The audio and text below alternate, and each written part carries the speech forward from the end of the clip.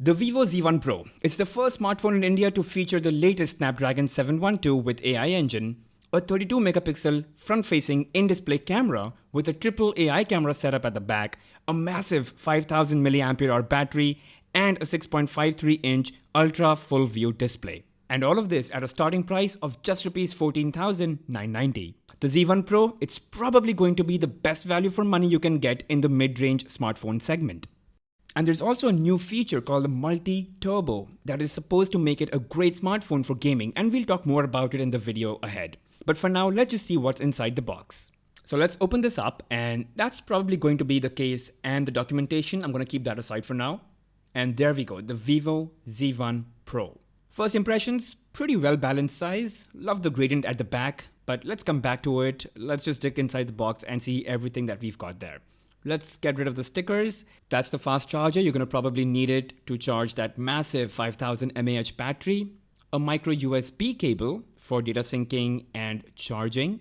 And then you do get the earphones right into the box. And that means you're going to get the 3.5mm headphone jack as well on the phone. And that's pretty much it. So let's also look at the case that you get. Let's just keep the documentation aside. And you do get that rubber casing, which I highly recommend that you use when you take out your phone for the first time.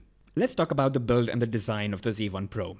The back of the device is probably the most eye-catchy design feature. The sonic blue color is a subtle but lovely gradient of green and blue, but what's even better is the way light bounces off its surface. You can see it just flows in the back surface. Sure, it's on the shinier side and people who love matte finish may be a bit hesitant, but it's definitely interesting. At the back, you also have the triple AI camera setup along with a physical fingerprint sensor, which I personally find faster and better than the in-display fingerprint sensor. I love the curves along the edges, and it's truly amazing to see how good the mid-range smartphones designs have gotten. And the gradient design is even more prominent on the sides of the device. So it's a really well thought through design approach, and Vivo, it has been getting better with every phone that they've been launching. You do get a headphone jack, a micro USB port for data syncing and charging, the speaker grill, the dual SIM tray with the option to expand storage using a micro SD card. And despite the massive 5000 mAh battery, the phone does not weigh too heavy, and you can partly thank the plastic build that keeps the device light and lesser prone to cracks. Let's talk about the software.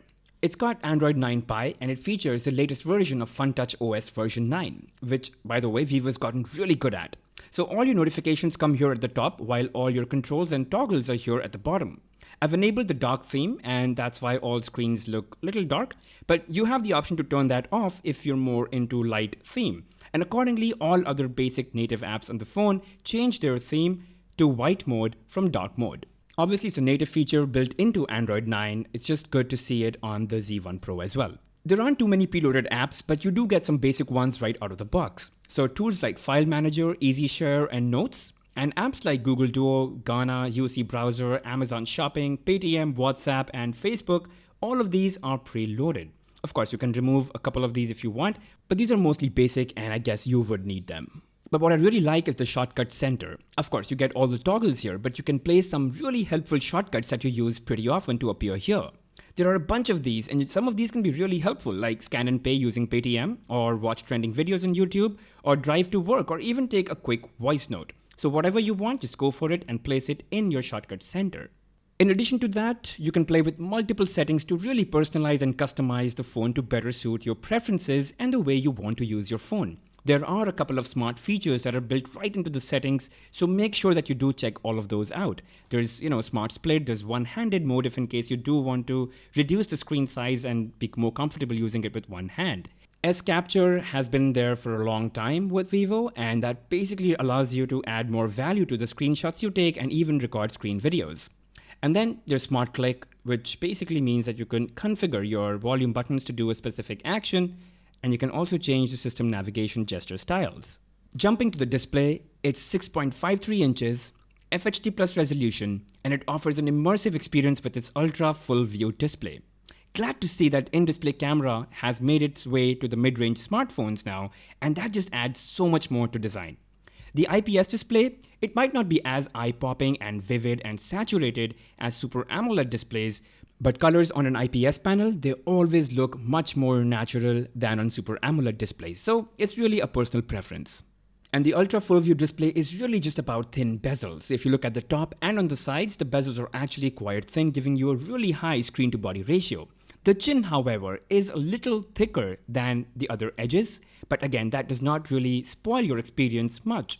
I mean, whether you're watching videos or playing high definition games, all of that is pretty immersive. So you can see it's 6.53 inches, it's pretty big, and that's exactly what you need when you're watching videos or shows, when you're using Netflix or Hotstar or anything else. And even when you're playing games, I'm playing the Asphalt 9 here, and just look at how amazing it looks on a large display like the one on Vivo Z1 Pro. And the colors, they look fabulous. Moving on to performance, the Z1 Pro is the first smartphone in India to feature the latest Snapdragon 712 with AI engine. That is made to strike a beautiful balance between gaming, performance, and power along with AI capabilities. And you add 6 gigs of RAM to it, you get yourself a really powerful mid-ranger that can smoothly play Full HD videos and deliver high-definition gaming experience without any glitches. And I'm playing the Asphalt 9 here, which is known to give mid-range smartphones quite a run for their money. I mean, they really tend to slow down mid-range smartphones pretty well, and it really heats up the device quickly. But on the Vivo Z1 Pro, not so much. The graphics are smooth and the phone does not seem to get too hot. Now, a lot of this also has to do with the multi-turbo mode that the Z1 Pro comes with. It basically improves the performance of the phone automatically by providing a network acceleration for online multiplayer gaming. It allocates more power and resources to ensure seamless performance, and it manages your notifications, your incoming phone calls. I mean, you could choose to enable or disable them. And if you do want to access Game Assistant again, you just have to swipe from the top left corner and it'll give you access pretty quickly. And finally, now moving into the camera. Vivo has always had a focus on its cameras, and the Z1 Pro has a pretty competent camera setup. You get a triple AI camera setup at the back, which is a combination of 16 megapixel primary lens, an 8 megapixel super wide lens, and a 2 megapixel bokeh lens. And here are some samples from the 16 megapixel primary lens. Please note that none of these have been color corrected, and I took all of these in auto mode with AI scene identification turned on, which I highly recommend that you keep on as well, because it just identifies the images that you're taking a shot of and automatically pumps up the colors, the brightness, the exposure, tonality, just to make your images look better. Now, all of these are outdoor shots, and just look at the way the camera has balanced the lighting, the sky, the colors. I think it's pretty good for a mid-range smartphone. And I don't think, devices like the Galaxy M40 or the A50 in this area would do as well. Now, here are some night shots I took, but the ambient lighting is enough here, so the camera took good pictures. But if the ambient lighting is not that good, you can turn to night mode. For example, look at how grainy the sky is in this shot, and look at the grill. With night mode turned on, the sky would look something like that, and look at the definition that has come into the grill. So night mode is pretty good. And now let's talk about the ultra wide mode, which you can enable by just tapping that one button. This gets you a 120-degree field of view and allows you to capture a more cinematic shot with more view in the same frame. So here's something I took with the regular lens, and when I switched to the ultra wide, boom. Just look at how much more you can fill in the same frame. Another example. So this is what I took again with the regular lens, the 16 megapixel lens, and this is what I took with the ultra wide lens using the ultra wide mode. And not just shots, you can also take ultra wide videos. I mean, even the OnePlus 7 Pro does not have that option, and it's great to see that the Z1 Pro gives you that. And the last lens is your bokeh lens, and to use that you need to get into aperture mode. And you can see how those pictures have come out. The background is so beautifully blurred. I love it. In fact, after you've taken the picture in aperture mode, you can go into gallery and you can set the level of blur and where you want the blur in the image. And briefly touching on the video capabilities of the Z1 Pro, so you can shoot 4K videos at 30 frames per second, and you can shoot 1080p and 720p videos at 60 frames per second. Of course, 60 FPS offering you a much smoother playback.